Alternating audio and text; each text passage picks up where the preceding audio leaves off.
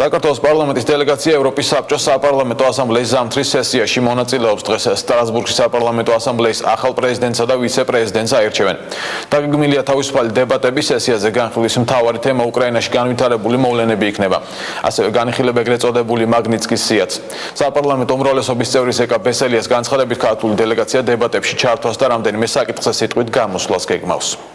სამკვირაშივე არის დაგეგმილი სხვადასხვა საკითხებზე მსვლელობა, არის დებატები იქნება როგორც თავისუფალი ფორმატში და ჩვენ დელეგაცია აპირებს რამდენიმე საკითხზე გამოსვლას, იქნება ჯგუფებში შეხვდომები, იქნება იურიდიული ასევე ადამიანის უფლებათა დაცვის კომიტეტის დაახლოებით 4-5 სხდომა, რომელზედაც მე მონაწილეობ, იქნება უკრაინასთან დაკავშირებით დებატები, რომელზედაც გვექნება ბუნებრივია ჩვენს პოზიცია.